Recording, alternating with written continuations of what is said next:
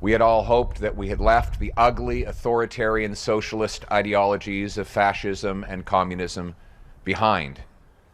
But they came roaring back with extreme and radical movements. New threats emanating from Iran metastasized and exploded back into the forefront on October 7th.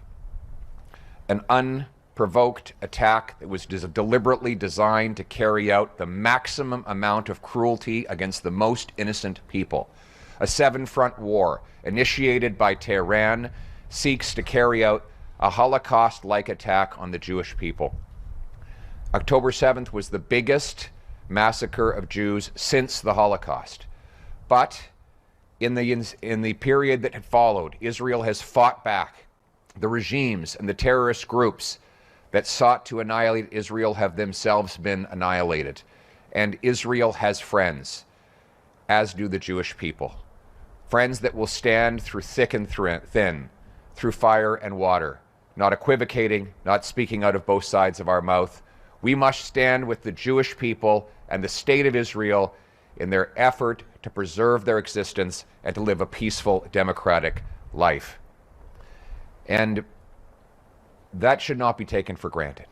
We see on our own streets anti-Semitism, guided by obscene, woke ideologies that have led to an explosion in hate crimes. Hate crimes were up over 100% in Canada before October 7th. Now they're up 251%, with Jews being the principal victims of those crimes. We must not just condemn these things, we must take action against them. We must deport from our country any temporary resident that is here on a permit or a visa that is carrying out violence or hate crimes on our soil. It was obscene that the IRGC remained legal in Canada for 4 years after it killed 55 of our citizens in the attack on PS Flight 752. It is outrageous that 700 IRGC officials are on Canadian soil, many of them living the lap of luxury on the fruits that they stole from their own people.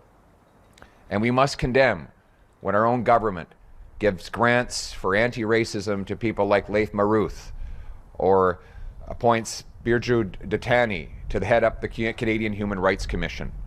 We must stand up against these outrages and stand for bringing our people together, united in our common values, our common freedom, and our common love for our country and for humanity. Because in the end, we know the Jewish people will prevail. We know the state of Israel will live on. We as Canadians must live on as allies and friends, so that when we say never again, we mean it.